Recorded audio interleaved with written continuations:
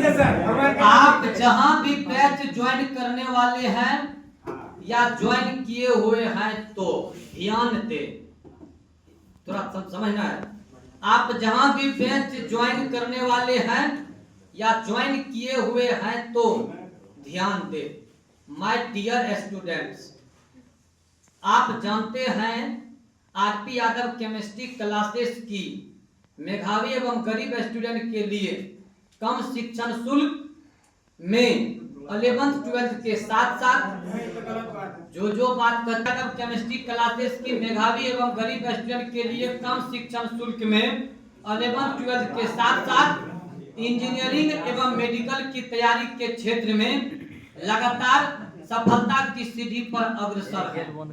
RP Yadav coaching संस्थान की सफलता एवं स्टूडेंट्स की भीड़ को देखकर शहर के कुछ शिक्षक अपने अपने क्लासरूम में देहात गांव घर से आने वाले कमजोर छात्रों एवं शहर के तामझाम से दूर रहने वाले छात्रों के सामने अपनी कमजोरी छिपाने के लिए पढ़ाई कम अपनी बड़ाई ज्यादा वह अपनी असफलता को सफलता बताकर गलत प्रचार करने में तथा कोसी क्षेत्र के प्रतिष्ठित आरपी यादव कोचिंग संस्थान का गलत प्रचार कर अफवाह फैलाने में समय बर्बाद करते हैं।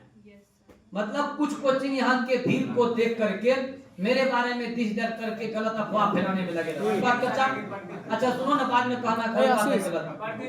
दूसरा बात है समय बर्बाद करते हैं। कुछ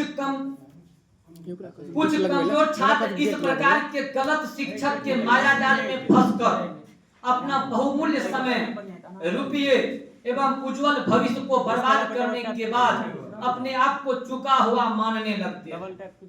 कुछ गलत शिक्षक के माया जाल में कुछ विद्यार्थी फंस जाते हैं। शिक्षक नया नया बात तब लोग देते हैं, लालच देते हैं, विद्यार्थी उस जाल में फंस जाते हैं। बर्बाद करने के बाद अपने आप को चुका हुआ मानने लगते हैं। मात्र 2 साल में ही इन बच्चों की स्थिति बिना पानी की मछली वाली होती है। बिना पानी की मछली समझते हैं? जी सर। पूरा छटपट करता है। उनका जोश, ऊर्जा, सकारात्मक सोच, कुछ करने की तमन्ना, जुनून, धून, पूर्ण आत्मविश्वास, संकल्प सब चकनाचूर हो जाता है।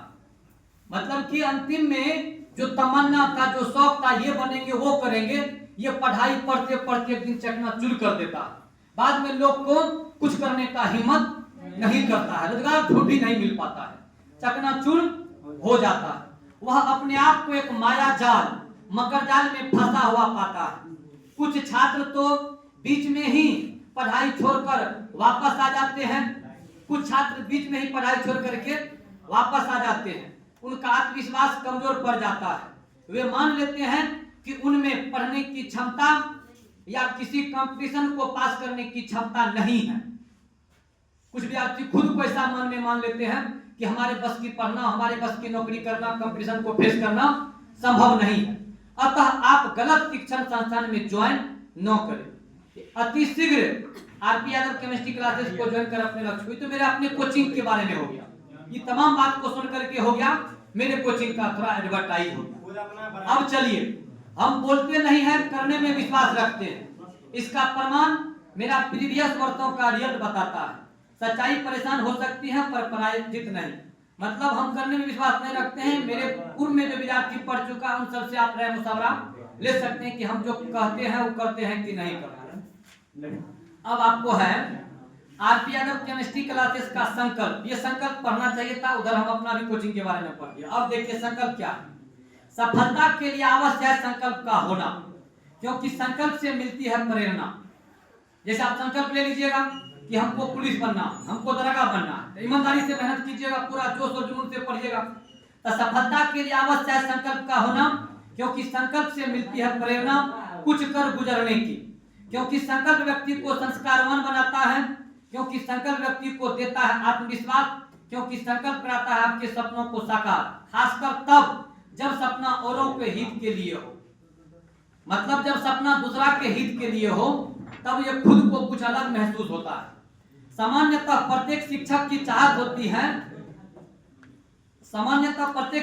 चाहत होती है कि उसे अर्जुन जैसा शिष्य मिले। अर्जुन सबको जानते होंगे। Yes sir. अर्जुन जैसा शिष्य मिले तो उसे विश्व का सर्वश्रेष्ठ धुरंधर बना देगा। मतलब अगर कोई विद्यार्थी धुरंधर पढ़ने वाला ही है उसको तो कोई भी टीचर पढ़ा करके महान विद्वान बना सकता। तो सभी शिक्षक का इच्छा होता है कि अर्जुन के तरह काबिल विद्यार्थी हो, पूरा धुरंधर विद्यार्थी हो। अर्जुन के जैसा शिष्य मिले तो उसे विश्व का सर्वश्रेष्ठ धुरंधर बना देगा। परंतु हमारा मानना है यदि हम शिक्षक ईमानदारी से श्री कृष्ण की भूमिका में आ जाए तो हमारा प्रत्येक छात्र अर्जुन बन जाएंगे। मतलब कि विद्यार्थी अच्छा है तो उसको अच्छा बना देना बहादुरी नहीं है। अगर मास्टर ही अच्छा होगा तो गलत विद्यार्थी को भी क्या किया जा सकता, अच्छा बनाया जा सकता। तो कहता है सामान्यतः प्रत्येक शिक्षक की चाहत होती है कि उसे अर्जुन जैसा शिष्य मिले तो उसे विश्व का सर्वश्रेष्ठ धुरंधर बना देगा।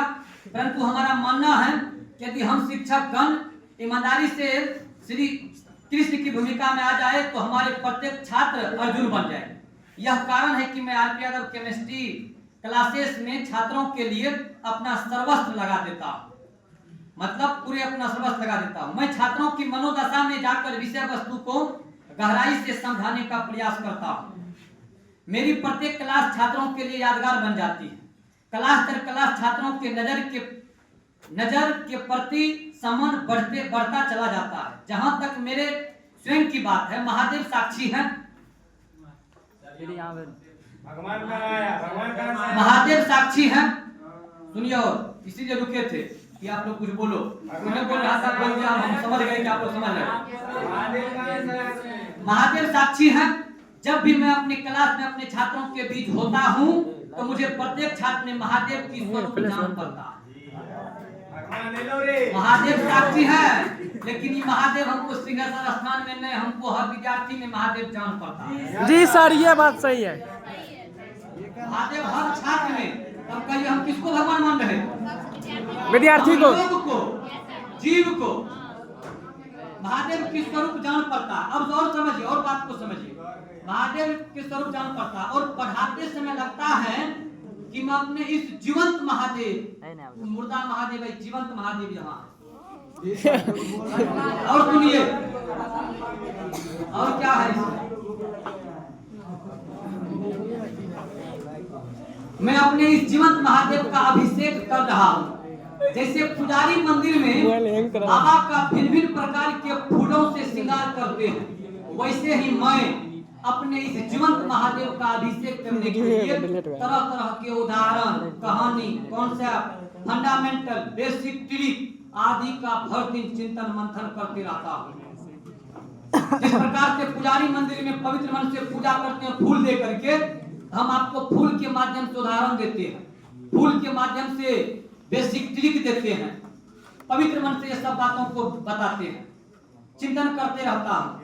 मैं अपने आप को दुनिया का सबसे ज्यादा भाग्यशाली इंसान मानता हूँ। आप भी समझ लो, दुनिया का सबसे ज्यादा प्रधानमंत्रियों से भी ऊपर वाले पद के लोग मान रहे। अभी को कहना पत्रकार बन जाइए, डीएम बन जाइए, आप भी प्रधानमंत्री बन जाइए, हम उससे अपने आप को बड़ा पद मानना इसमें लिख दिए हैं। क्या आप ऐसा नहीं कहेगा कि आप बन जाइए विधायक के, हम उस सबसे कई गुना ज्यादा मान रहे। अब क्यों मानते इसमें लिखा है, समझिए। मैं अपने आप को दुनिया का सबसे ज्यादा भाग्यशाली इंसान मानता हूं जिसे एक दिन इतने सारे महादेव का अभिषेक करने का मौका प्रतिदिन मिलता। हम अपने आप को भाग्यशाली इसीलिए मानते हैं कि एक दिन में कई महादेवों को हमको जो है स्वागत सेवा करने का मौका मिलता। और इस तरह का मौका बहुत कम को नसीब होता। जो मौका हमको नसीब है, हम आपको भगवान मानते हैं। अब भगवान मानते हैं, इतने भगवान का दर्शन करने का मौका किसको मिलता होगा? तो इतना मौका हमको मिलता है, इसीलिए हम अपने आप को दुनिया का सबसे भाग्यशाली इंसान मानते हैं।